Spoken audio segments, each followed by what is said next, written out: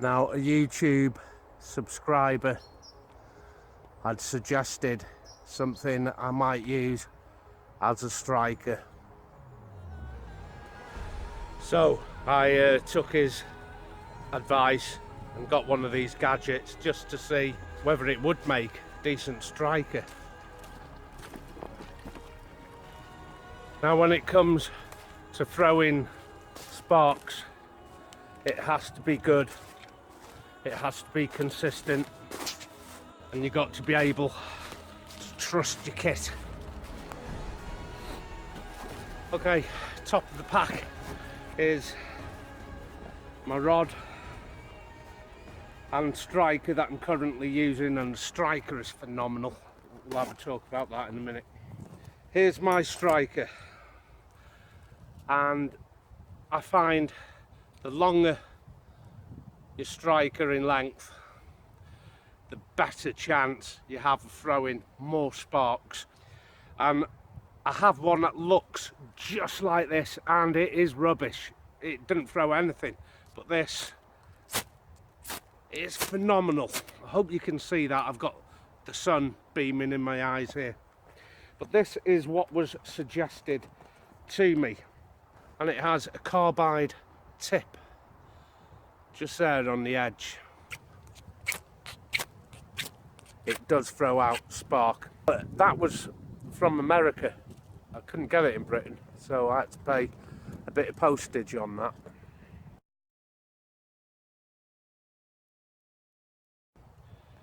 Another thing that I found in my tool shed is this. It's a mini file, and I also use this to sharpen a knife, or at least put an edge back on a blunt one.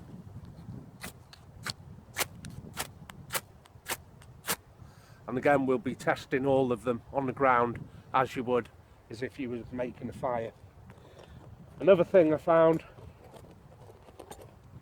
everyone's got these, is scissors, and I use the blade of the scissors like that, and scissors are handy to have anyway, and it'll throw good spark.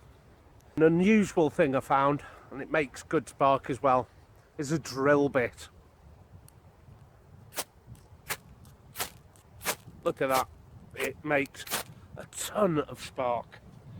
So that this is better than a lot of things I found. Some of my favourite strikers. Don't give up on these things that are free.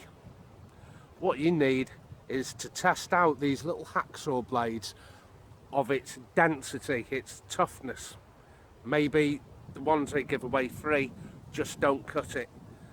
It's worth going just to the hardware store and getting a really tough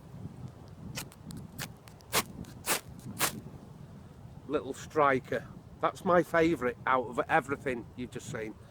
Okay, let's get the camera down on the deck and let's have a look at the spark shower.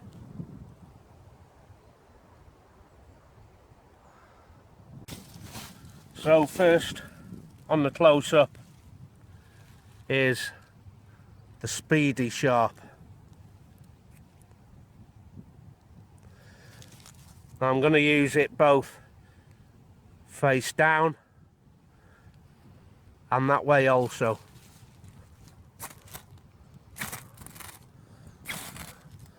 Now I'm tipping this way.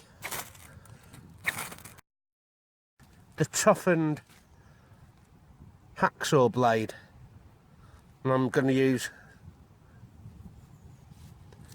the smooth edge. Wow, look. Isn't that phenomenal? It's the toughness of this steel here that we're looking at. Worth nipping to the hardware store and getting something really, really tough. Okay, let's move on. Pair of scissors this time. And I'm using the blade.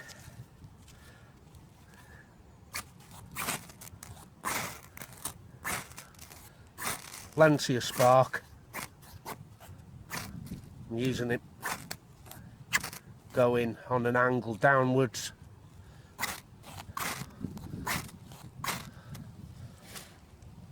So that's not too bad. To the mini file. Now obviously this should be good. Well, it does produce spark. Now, I thought this would be probably the best thing because it's really, really tough steel. But the hacksaw, in comparison,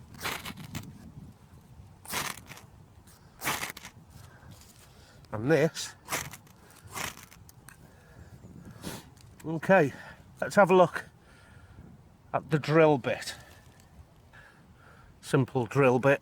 Let's see what this can do. That's really good. Now what you'll notice, I've connected paracord to the top of my ferrocerium rod straight to this. Now nothing is knotted. I've used good old-fashioned gaffer tape on each of the ends because this kind of tape here, the gaffer tape or duct tape, is actually flammable. So if I was to unravel this, I've got 2 lots of tinder. So everything I need is pretty much combined right there. Another little go with this, I love it. Amazing. I have some dry grasses right here. I'm going to use a spark, hopefully, to get this going.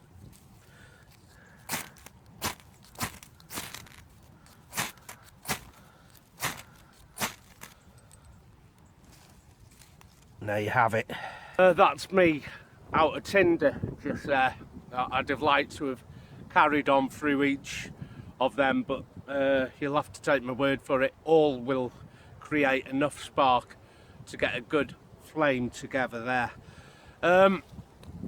I've watched many YouTube videos where they are reliant on fat wood that comes from very resinous kinds of pine, but you shouldn't be put off by being confident that throwing sparks onto a shaved stick will have the same effect, and that is exactly what I'm going to do next. Well, I found this here. Now it's been on the ground, but the core should be pretty dry. I'm just going to put my cheek to it. It is damp-ish. Now to make my shavings, I'm going to catch the shavings on the back of my coat or back of my body warmer, which I'm going to put on the floor. And the technique to shave is I'm going to use this serrated edge here, and it's brilliant for making the finest paper thin shavings. And just bring them back like this, drop them on my coat. Now I am pulling towards me, and I know a lot of people aren't going to like seeing this, but it's the brilliant way to get these paper thin shavings.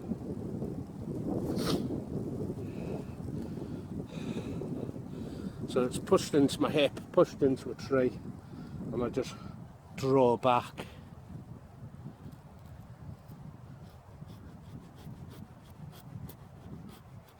No, it's not feather sticks I'm making, it's paper thin shavings. Okay, I'm going to carry on with this, making these, because I need a few of them.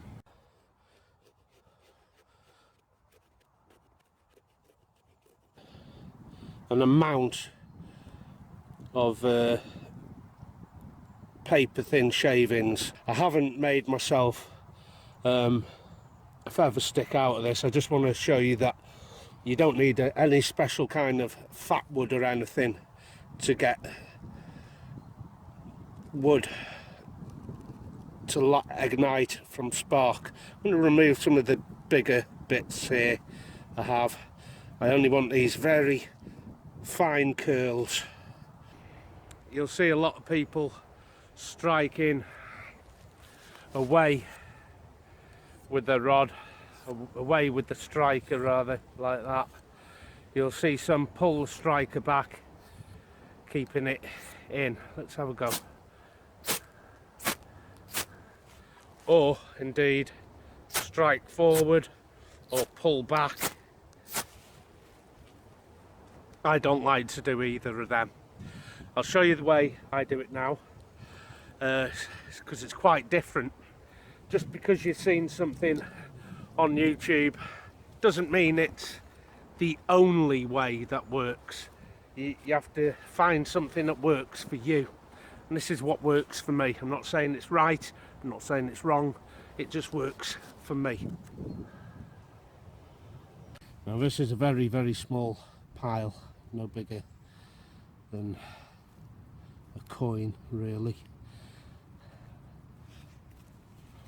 I actually hold the tinder down with the stick, the spark stick, and I drive this all the way down so it hits the tinder. I can actually hold the tinder down with the stick, stop it blowing away. There you go. That's going from just that little bit of wood we saw earlier. Obviously, if I'd have had a feather stick, this would have aided that feather stick to go into combustion. We'd have had a pre-made fire somewhere, and there's your ignition from the way I do it. Let's put him out and we'll show that again. I don't hold the rod out and draw forward. Brilliant sparks off that. And I certainly don't pull back, because if my pile is here, let's try again. So if my pile of tinder here, I've just got straw for now, just for demonstration purposes.